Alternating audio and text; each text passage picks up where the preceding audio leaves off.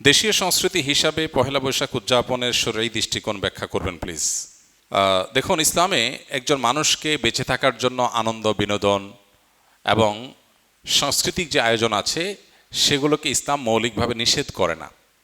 বরং পৃথিবীর যে কোনো দেশের, যে কোনো অঞ্চলের মানুষের নিজস্ব যে সংস্কৃতি আছে, নিজস্ব যে কৃষ্টি কালচার আছে, এই সমস্ত কৃষ্টি কালচার, আনন্দ, বিনোদন, সংস্কৃতি এগুলোর কোনোটা যদি কোরআন এবং হাদিসের সাথে মৌলিকভাবে কোনো সাংঘর্ষিক কিছু এগুলোতে না থাকে, তাহলে শরিয়া সেগুলোকে অনুমোদন করে, নিষেধ করে না।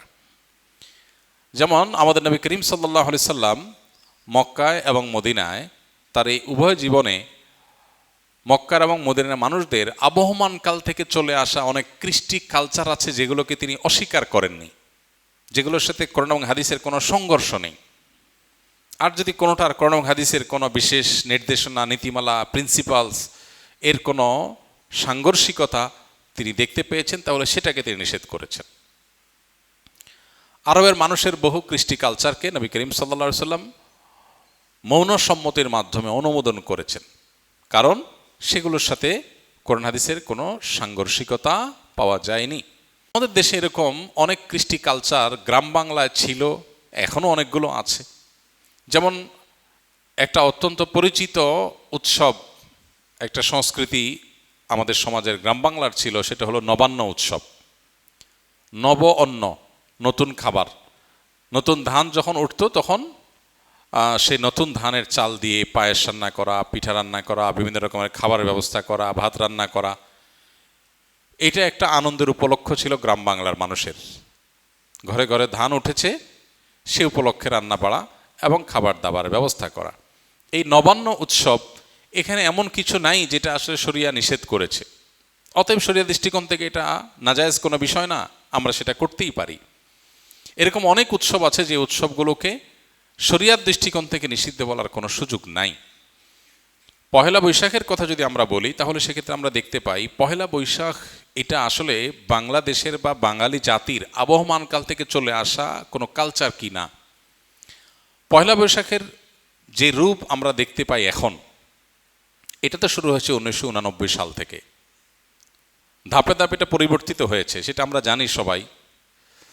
বাট এটার একেবারে প্রাচীন রূপ যদি আমরা দেখি পহেলা বৈশাখের, তাহলে দেখতে পাই পহেলা বৈশাখ উপলক্ষে মূলত জমিদারি প্রথা যখন চালু ছিল এ অঞ্চলে, তখন জমিদাররা বছরের যে খাজনা নিত কৃষকদের কাছ থেকে, এই খাজনা তোলার শেষে বছরের প্রথম দিনে তারা এই পহেলা বৈশাখে তারা একটু মিষ্টি মন্ডা প্রজাদেরকে খাওয়াতো।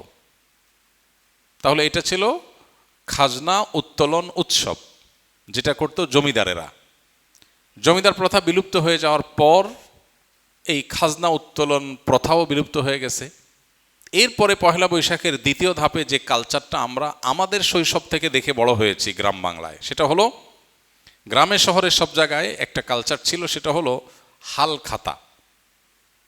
সারা বছর যত রকমের ব্যবসা বাণিজ্য হতো, বিশেষ করে আপনার মুদি মালামাল, অন্যান্য যে সমস্ত সব রকমের ব্যবসা বাণিজ্যই যেগুলো চলমান ছিল, দোকানদারেরা তাদের সারা বছরের যে লেনদেন হতো, বাকিতে যে লেনদেন হতো, এই সব পাওনাদারদেরকে চিঠি দিত চৈত্র মাসে যে পহেলা বৈশাখ শুভ হালখাতা, দোকানে আসবেন, দেনা পরিশোধ করবেন, যেহেতু দেনা পরিশোধ করছেন সেজন্য আপনাকে একটু মিষ্টিমুখ করানো হবে।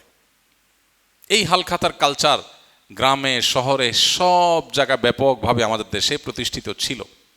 সারা বছরের দেনা পহেলা বৈশাখে এসে পরিষ্কার করে, ক্লিন করে, নতুন করে আবার খাতা খোলা হতো। এই জন্য এটার নাম ছিল হাল খাতা। এই হাল খাতা হলো পহেলা বৈশাখের দ্বিতীয় ধাপের সংস্কৃতি বাংলাদেশের মানুষের বা বাঙালির। এরপরে 1989 সালে মূলত ঢাকা ইউনিভার্সিটির চারুকলা ইনস্টিটিউট থেকে কিছু শিক্ষক শিক্ষার্থীদের উদ্যোগে সর্বপ্রথম পয়লা বৈশাখ উপলক্ষে যে শোভাযাত্রা বের করা হয়, সেই শোভাযাত্রার নাম ছিল কি? আনন্দ শোভাযাত্রা।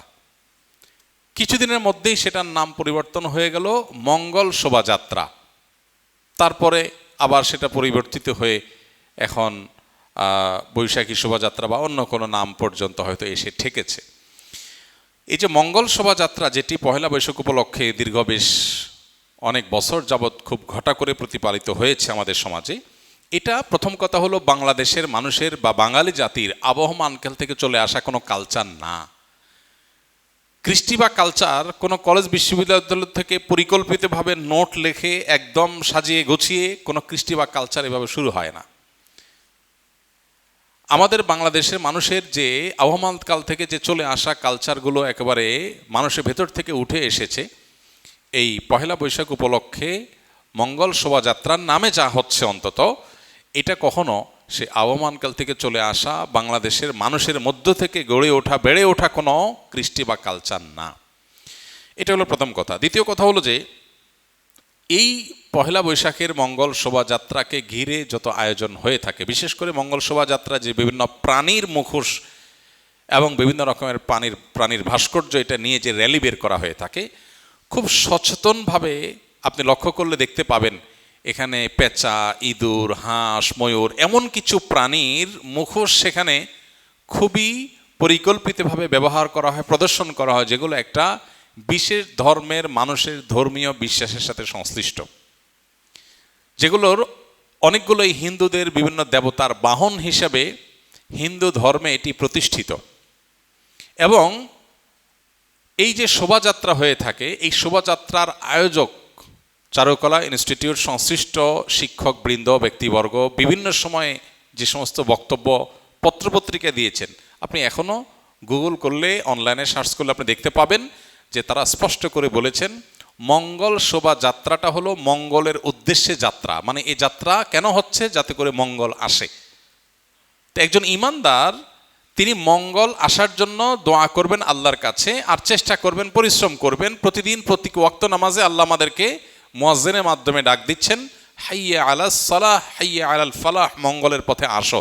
প্রতিদিন 5 বার ডাকা হচ্ছে সালাতে আসার, আল্লাহর কাছ থেকে দোয়া করে প্রার্থনা করে মঙ্গল চাওয়ার নির্দেশ আমাদেরকে দেয়া হচ্ছে। সেখানে এই বিশেষ প্রাণীর মুখোশ এটা ধারণ করার, র্যালিতে নিয়ে বের করার মধ্য দিয়ে মঙ্গল আসতে পারে বা মঙ্গল এভাবে আহ্বান করে মঙ্গল আনা যেতে পারে, এরকম বিশ্বাস করা ঈমানের সাথে অসঙ্গতিপূর্ণ।